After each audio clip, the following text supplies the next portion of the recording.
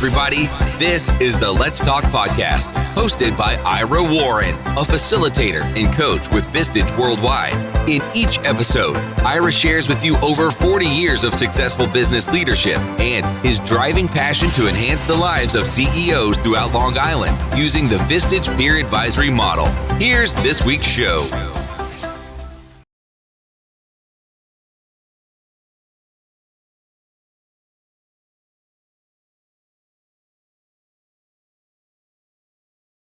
So today I'm so very excited to have as my guest Nelson Tepfer, co-founder of ProCFOs. Nelson has spent his entire career helping companies, helping them to grow, helping them to scale, helping them to thrive, helping them overcome the challenges on their paths to success. His capacity for transformational contribution is the heart of his ability as a financial officer. Nelson held several leadership roles across organizations large and small. Nelson's experience spans nearly a dozen industries, ranging from healthcare to manufacturing, logistics to transportation, real estate to digital marketing, legal, and other professional services. This experience has culminated in the creation of ProCFO Partners, where the founding principles inform every decision. So without further ado, I'd love to welcome Nelson to our podcast. Ira, thank you. Thank you for having me on the podcast. Well, it's a pleasure. Pleasure's all mine. Going back, I've heard you say at one point in the early days of your career that you jokingly would say your job as CFO, it was your responsibility to make sure as much money as possible came in and as little went out. So let's fast forward to today. How would you describe what exactly is a CFO and what do they do? So that's a great way to frame the question, and it's slightly amusing one to me because that's a question I very often get to ask and answer on a regular basis. So the way we define the CFO's role these days is it's not about the specific of, the way I used to describe it in my very first role. Now it's a little bit more of a strategic role. It's probably the biggest differentiation. Whereas most think of it as strictly that tactical or that lead accountant or the one in charge of all the days, the books and records on a day-to-day basis. At this point, we look at the role of the CFO as the one responsible for building a framework for financial management and growth. And in each company, that sometimes can take that may look a little bit different depending on which company or where they're up to in their own evolution and business cycle. But essentially, it comes down to that same framework. What is that framework for financial management and growth? And as the CFO, what is their responsibility in building, managing, maintaining it to support the company's growth and goals? That's amazing. You often hear that 1 out of 5 businesses that start survive and the other 4 fail. And one of the things I saw on your website, which just resonated so well with me, is that you said that the key reason is they were stuck reviewing content when they should be looking to find context. Could you say a little bit more about that? Absolutely. So one of the things that we discuss very often with our clients and what we talk about it is how do we take the day-to-day numbers or data that we have and how do we make that into something that gives you insight, or how do we make it strategic? So a couple of examples like that. When we think of the reporting function within a business where you have a lot of this data and a lot of information at your fingertips. From our perspective, data and information is great, but the insight to make the decisions based on is really what you need. So it's not just about having a good your financial statements or you're having this being recorded on a regular basis, but how do you make that insightful? For instance, the budgeting process that we talk about with many of our clients. Very often when we start and go through this, the difference in content or context is say budgeting, sure. Do you want us to tell you where you spent your money last year? We can do that.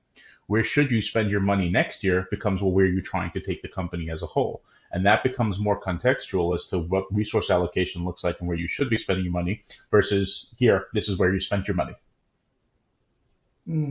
So it's kind of like the difference between looking behind you and see what the past was versus what you bring is to look forward and see what the future should be and how to make it happen. One of the things is exactly in my Vistage group, for example, we have a room full of CEOs who basically all started their businesses from the ground up. entrepreneurs, usually in many cases, they would, week number one, it was employee number one, and that was it.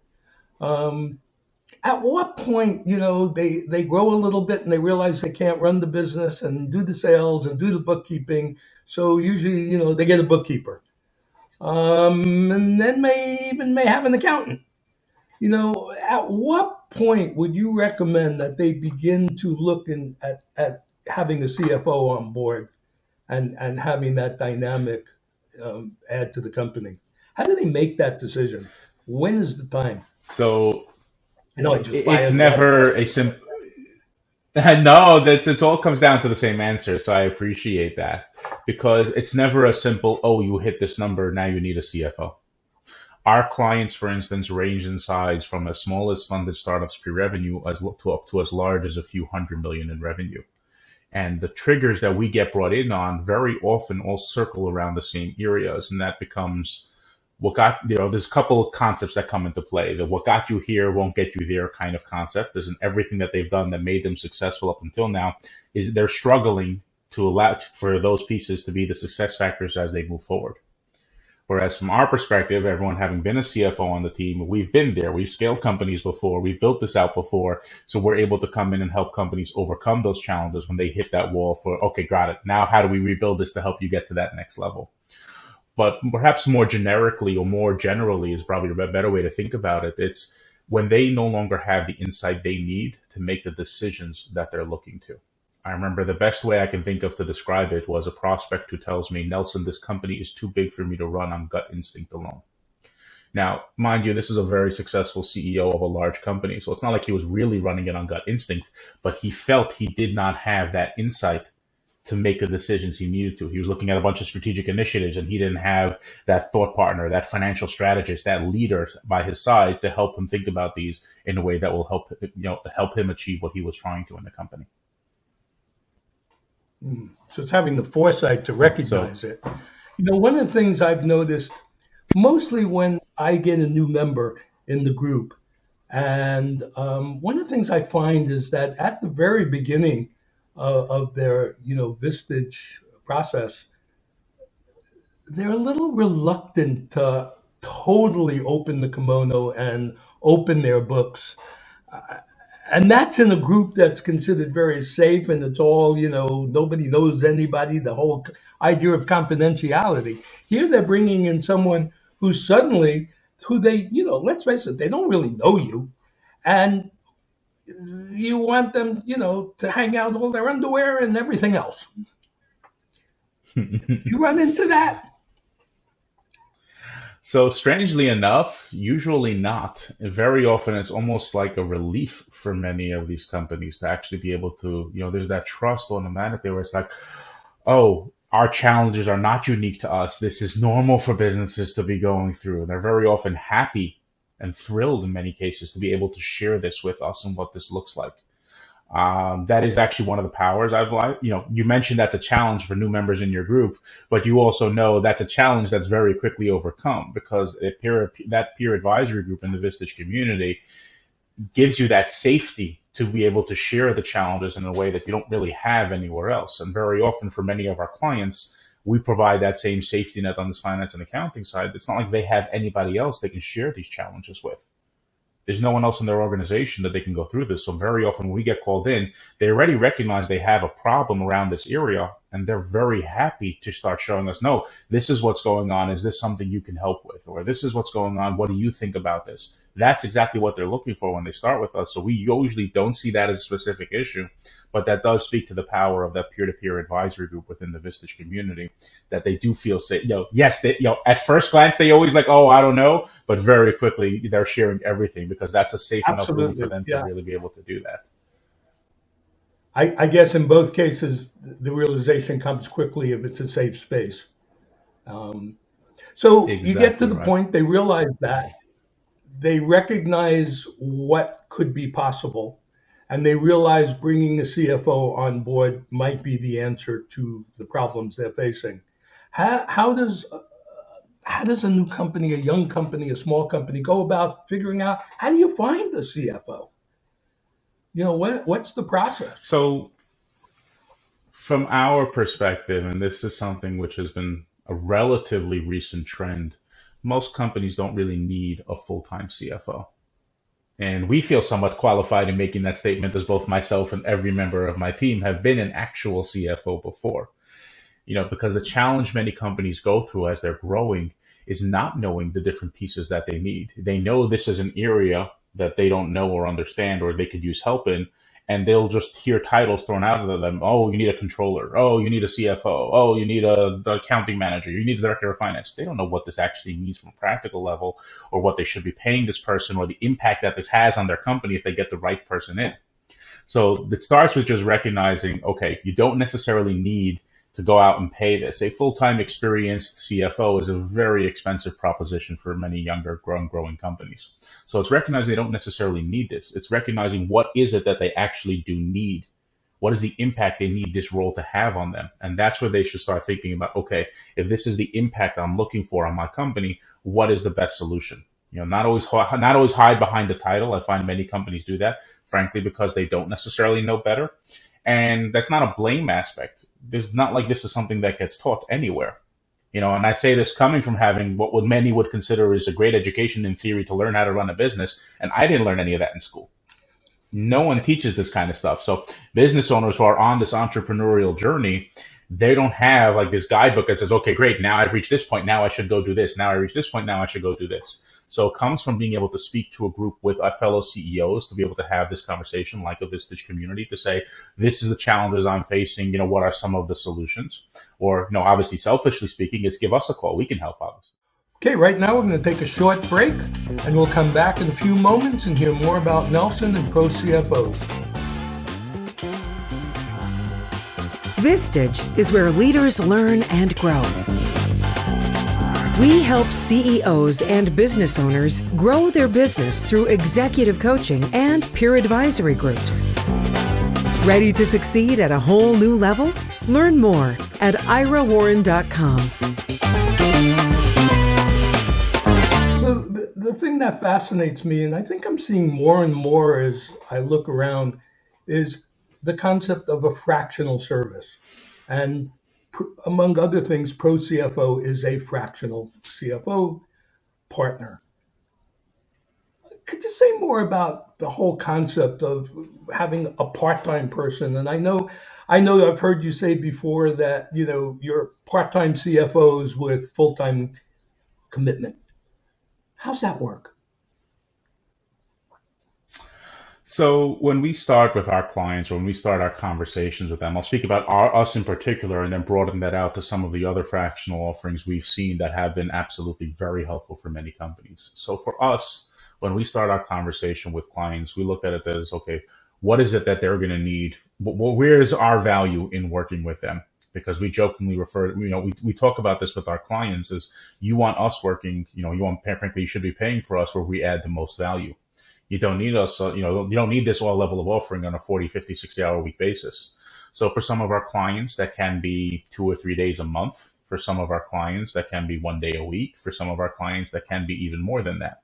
But our approach and what you reference is that part-time CFO with all-time commitment is we have an always-on approach. It's an always call us and always email us. We do not bill an hourly. So it's not like, oh, if you pick up the phone and call us, it's going to cost you this amount more. And that's what we mean by that phrase is we are your CFO just on a part-time basis.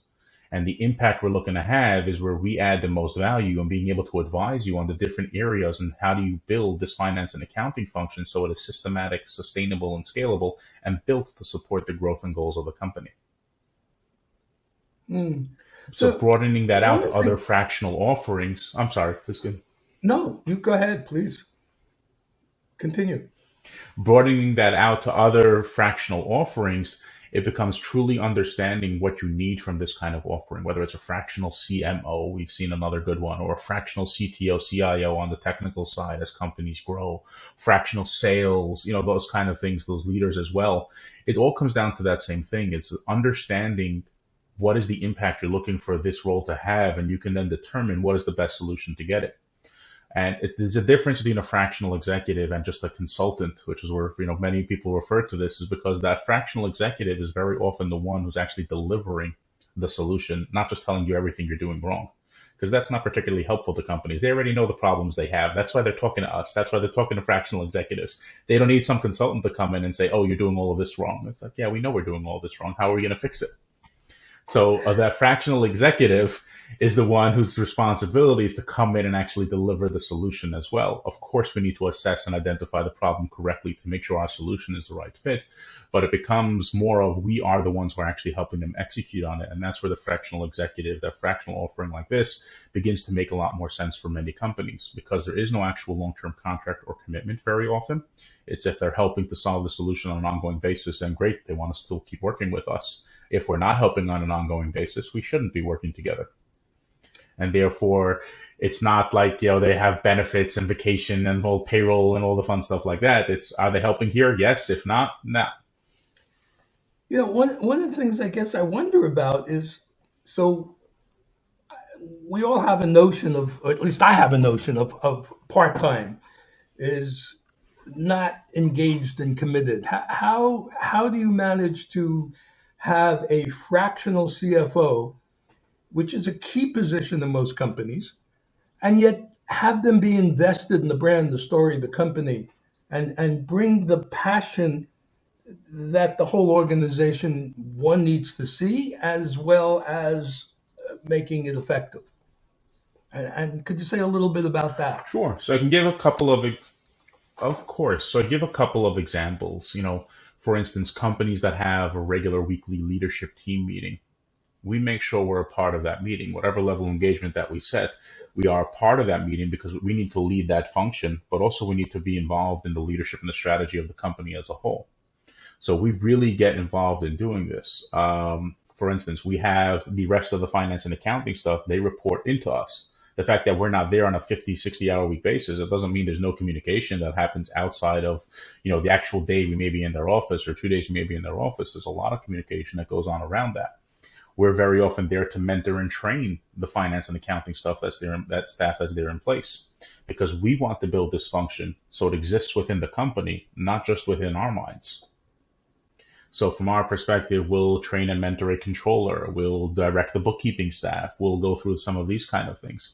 And the way we look at things, this is where the function gets built out within the company that's really going to support where they're trying to go. So our role is as that leader within the company, depending on the size or the structure of the organization, is how many people may report into us, and our role in actually being a presence on their leadership. So it sounds to me like not only do you look at it from a financial scope, but you're engaging with all the other members of the team and truly integrating yourself as if you were a full-time person. You're just there less. So do I have that, Absolutely. And to your point of getting involved in other aspects of the team, that's really where a lot of our value begins to show. Because, for instance, of course, there's the finance and accounting and reporting flows, great. But when we start having conversations about sales, which sales are profitable, which revenue streams should we start exploring, that comes from that financial leadership and strategist perspective that begins to impact the company as a whole. When we identify this is where we're trying to go as a company in 3 to 5 years from now, so what are the strategies we need to put in place to help get there? That's where we really begin to move the needle on the company as a whole to really drive them towards achieving these goals. I see. Yeah, I'm really getting a much clearer picture of what the whole fractional concept is all about. I feel like I'd be remiss if I didn't bring up what we've all dealt with for the last couple of years. How has COVID affected ProCFO, affected Nelson, and the future? So I launched this company, interestingly enough, in January of 2020. And I launched this company with my business partner and 6 CFOs on the team. And now, a little less than 2.5 years later, we're approaching 40 people on the team. So we've grown the company, and we've had that debate internally. Was it because of COVID or despite COVID? And I guess only time will really tell. But from the way we've helped our clients, what makes me something that I am most proud of is how many companies we've been able to help navigate the past 2.5 years. So putting a team together behind, and we share our expertise and resources because we meet as a team on a weekly basis. So we're able to, share what new resources we came across. For instance, with PPP that came out, navigating all of that, we had an entire team of CFOs who were A, very on top of it, but B, these are the ones who are actually doing the work on the PPP side for our clients. We're able to share our experience across of our team. Which bank was good? Which bank did we struggle with? What was the better process for it? What was not? EIDL, ERC, all of these things that companies keep going through, we can, A, we have the answers because we've been the frontline person actually doing it, but B, we share this across our entire team for all of the clients that we work with. So, which was a resource. So for ERC, some clients we did it ourselves internally, some we brought in a different resource for, some we've done, and that's really been our approach. So navigating through all of this has been really key, but perhaps even more importantly, helping companies not only survive but thrive over the past 2.5 years has been something we've been extremely proud of. Companies that within a month of when the world went into shutdown were almost at like, okay, should we keep running the company even, have come out of COVID, not only surviving, but stronger than they were before.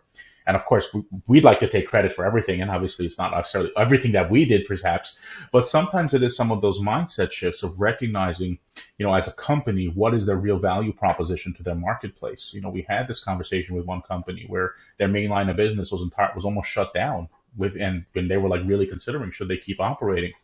And we had this conversation with them of recognizing, okay, yes, your main line of business where you generated the revenue from may be shut down, but what makes you special and how you were able to generate the revenue, that's applicable to other areas. So let's go explore those. And that kind of perspective and conversation allowed them to replace, I think it was 70 to 80% of their revenue over the following 3 to 4 months. Wow. You've mentioned a few times in this conversation, and of course, between the lines, it's all about the value you bring. And as in all value, there's going to be return on that investment. So if a CEO is recognizing the gap that you could fill, what kind of commitment would they be would be necessary in order to engage you? And I recognize you can't say, oh, it cost a blank. But for someone who's never put a toe in the water, where should their thinking be in order to be productive? So the way we always look at it, from our perspective, we're always happy to obviously to have the conversation to go through. I have happily turned down clients if I felt that A, they weren't ready for us, or B, we could not be of value. And the right offering in this space will do this. So it's not obviously just us. Of course, I'd rather they speak to us, but it's not obviously just us. If the right offering in this space will almost always do that for the company. So my point is they very rarely have anything to lose by having a conversation with an offering in the space, just so they start learning about what are the different options that exist out there. But to your point on return on investment, so we look at it as, of course, we need to move, of course, we want to look at their costs and we may know better solutions for cost cutting and things like that. And yeah, that goes without saying, yeah, you should be doing this, which may save you this money, you should be doing this. But that's not why you bring in the CFO. You bring in that CFO because it's more about that growth potential and how we're going to continue to evolve and grow as a company. So when we start talking about sales projections, for instance, we had this conversation with one company. And we were trying to map this out from a 5-3-1 perspective, where they're going to be 5 years and 3 years and 1 year. And our conversation as a result had them not only raise their projections by more than double over the period of time, but also come up with the actual strategy of how they're going to go ahead and do this. And these were significant numbers. This isn't like, okay, great, we're going to double from 100,000 to 200,000. These were, pretty significant numbers. But that kind of conversation and perspective is like, it's not like, oh, great, you're making an extra $10 million now because you're working with us. I mean, of course, we'd like to take credit for all of that. But it becomes from recognizing what is the value in having this strategic financial partner at your side. I have a totally new perspective on it all, and I looking at it and thinking about my own company, that I spent 42 years without a CFO. I think if we had one, we'd be at least twice the size as we are today. I want to kind of flip it around for a moment. We're talking about the advantage for a CEO to have on his executive team a CFO. But what about from the side of the CFO? What makes someone become an interim or fractional CFO? What's driving them? So I'll share my own journey in this space first, and I can share some of the highlights from some of my team just to give you a sense of what this looks like from this side. So for myself, it actually is not the traditional journey in that most people who get into this fractional or interim world are usually between roles. And then it's like, okay, well, they try this and either planning to get a full-time role as a result or seeing what they can do in between. I decided to do things different. Well, I didn't really decide, but I did things differently, which of course, as you and I have had numerous conversations, I'm sure doesn't really shock you. So I actually was what I thought at the time happily employed as a full-time CFO. This is now about a dozen years ago when a friend of mine reached out to me and said a friend of his is having some trouble with his company. Can I have a conversation and maybe give him some advice? And I was like, yeah, help out a friend or a friend? Sure, we'll have a conversation. And that conversation turned into a year-long interim CFO role that I actually juggled with my full-time role. So it was a very, very busy year.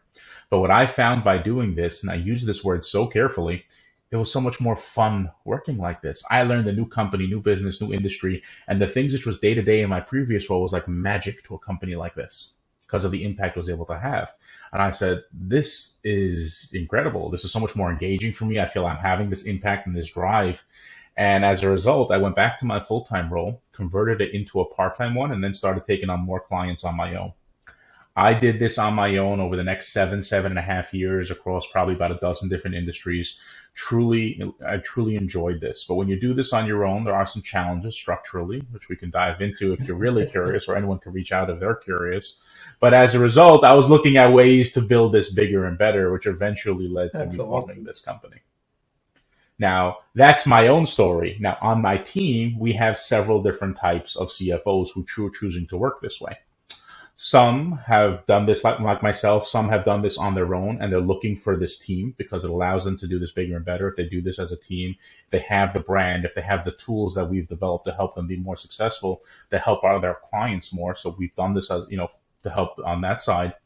Or, I have some on my team who jokingly tells me, Nelson, I tried retiring twice and it didn't work.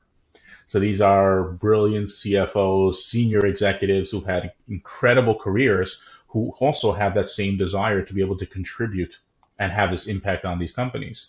We have others who've been very successful in their careers, and they're, as they jokingly refer to it, said, Nelson, I'm too young just to play tennis and golf for the rest of my life.